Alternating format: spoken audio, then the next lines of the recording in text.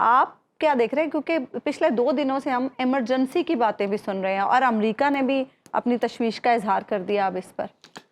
ایک دفعہ نواز شریف صاحب نے ایک بات کہی تھی جب ان سے کچھ سوال ہوا کہ آپ تو بڑے، یہ 2013 میں ان کی حکومت میں آنے سے پہلے کی بات ہے. اچھا.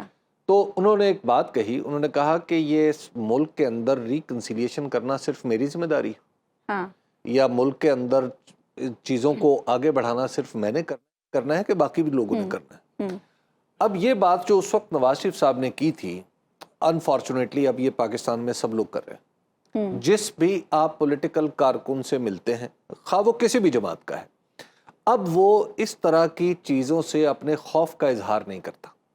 جیسے پہلے مارشل لاء سے ایک ڈرا جاتا تھا، جیسے اس طرح کی دوسری چیزوں سے ڈرا جاتا تھا کہ دیکھیں جی یہ ہو جائے گا، یہ ہو جائے گا. تو اب میں یہ عجیب و غریب تبدیلی دیکھ رہا ہوں کہ پاکستان کے اندر جو لوگ ہیں وہ اس بات کو اہمیت دینے کے لیے تیار نہیں ہیں. وہ یہ سمجھ رہے ہیں کہ پاکستان کی بقا صرف اور صرف دستور پر عمل درآمد پہ ہی ہے. اور پاکستان میں آپ دیکھیے کہ جب بھی اس طرح کا کوئی انتہائی قدم ہوتا ہے تو وہ تو پاکستان کی فوج نے اٹھایا نا. اب پاکستان کی فوج کی طرف سے بھی بالإصرار یہ بات کہی جاتی ہے کہ کانسٹیٹیوشن ہی ہے، دستور ہی ہے جس کے اوپر جس پر ہمیں عمل درآمد کرنا ہے، اور دستور کے اندر سے ہی راستے نکلیں گے. ورنہ کئی بار ایسی صورتحال آئی ہے کہ اگر پہلے کبھی ہوتی تو شاید. اب تو سوال یہ ہے نا کہ آپ دستور کو نہیں مان رہے. مسئلہ یہ ہے کہ یہ حکومت اس دستور کی تقدیس کا اعتراف کرنے کے لیے تیار نہیں ہے. بھائی ہمارے دستور میں واضح طور پہ لکھا ہوا ہے، عدالتوں کو بھی للکار رہے ہیں. جی، عدالتوں کو للکارنا تو دستور کو للکارنے کے مترادف ہے نا. آپ نے ایک فیصلہ آ گیا جو پاکستان کے الیکٹریٹ نے فیصلہ کیا تھا، جس کو فارم 47 کے ذریعے بدلا گیا. اور فارم 47 کو بدلنے کے بعد جو جھوٹے سچے نتائج بنائے گئے، اس نتائج کے مطابق بھی جو مخصوص نشستیں ہیں وہ تو ظاہر ہے کسی دوسرے کو نہیں مل سکتی. بالکل. تو یہ تو الیکشن کمیشن نے ایک غلطی کی، اور الیکشن کمیشن نے کیوں کی اس کے بارے میں بہرحال پتہ کرنا چاہیے. اب جمعرات کو وہ اس فیصلے میں بھی کوئی اس کی غلط تشریح کر دیں گے، پھر کیا ہوگا؟ ٹھیک ہے نا. اب بات یہ ہے کہ آپ کو بھائی سپریم کورٹ کے 11 ججوں نے فیصلہ کیا ہے. جی بالکل. یہ کوئی ایسا فیصلہ نہیں ہے، جی، بشمول چیف جسٹس، جن کے اوپر سب سے زیادہ انگلیاں اٹھ رہی تھیں. اگرچہ ان کی دی ہوئی نشستیں تھوڑی سی الگ ہو جاتی ہیں، کم ہو جاتی ہیں، لیکن ایٹ دا سیم ٹائم یہ کیسے ہو سکتا ہے کہ آپ نشستیں کسی اور کو دے دیں؟ تو لہٰذا اب جو معاملہ ہے وہ ہے عدالت کے ساتھ جو یہ محاذہ رہی کا ہے.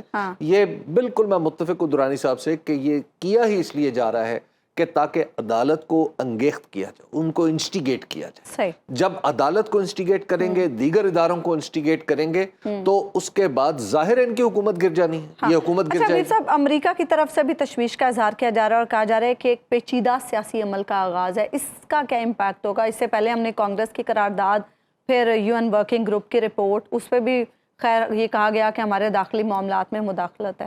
ایک تو مجھے یہ سمجھ نہیں آتی کہ یہ داخلی معاملہ کیسے، دنیا میں یہ بات سمجھ لیں، اب دنیا میں جو پولیٹیکل معاملہ ہے اب وہ کسی کا داخلی معاملہ نہیں رہا. اچھا، یہ دنیا کے اندر تبدیلیاں آ رہی ہیں. ہم امریکہ کے معاملات میں بول سکتے ہیں.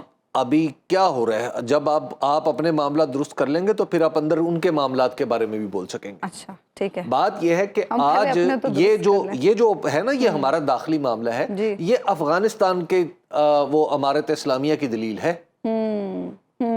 وہ خواتین کو اسکول میں نہیں جانے دے رہے، وہ دیگر پابندیاں لگاتے چلے جا رہے ہیں اور کہتے ہیں یہ ہمارا داخلی معاملہ ہے. اس کو کون داخلی معاملہ مانے گا؟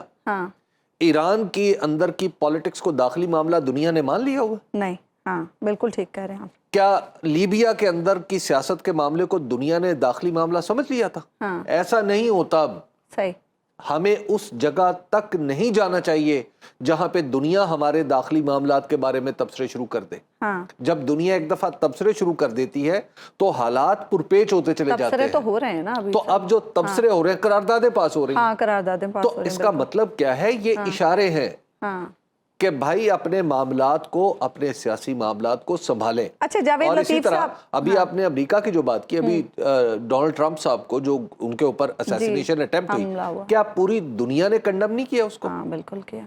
اور پوری دنیا نے امریکہ کو نہیں کہا. اس کے بعد ہم دیکھ رہے ہیں ان کے لیے آسانیاں پیدا ہو رہی ہیں وہاں پہ. وہ ایک الگ معاملہ ہے, وہ تو ایک بالکل دوسرا معاملہ ہے نا. لیکن آپ یہ دیکھیں نا کہ لیکن جوڑا تو اسی حملے سے جا رہا ہے, دنیا میں جو داخلی معاملات ہیں نا, وہ اب اس طرح پولیٹیکل معاملہ دنیا میں کبھی داخلی معاملہ نہیں ہوتا. اور ایک بات اور لاسٹلی میں عرض کروں گا کہ آپ اقوام متحدہ کی تاریخ پڑھ لیں. ٹھیک. اقوام متحدہ کی جو سیکیورٹی کاؤنسل ہے نا, اس کا مینڈیٹ بھی ذرا پڑھ لیں. اچھا.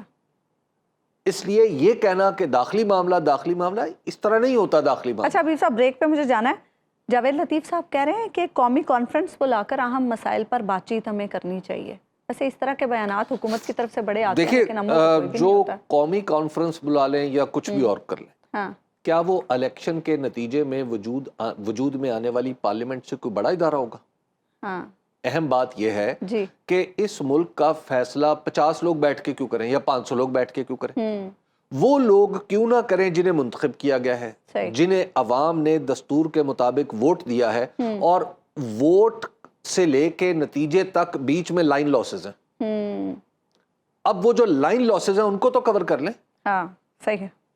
پہلے ان لائن لاسز کا حل ہوگا, پھر آگے بات بڑھے گی. اور عظمیٰ, دنیا میں الیکشن ہر بحران کا حل ہوتا ہے. ہاں بالکل. ہمارے ہاں الیکشن بحران کا سبب ہے. اس کی کیا وجہ ہے؟ اس کی وجہ یہ ہے کہ اس میں آلودگی ہے. اس کی وجہ فارم 47 ہے.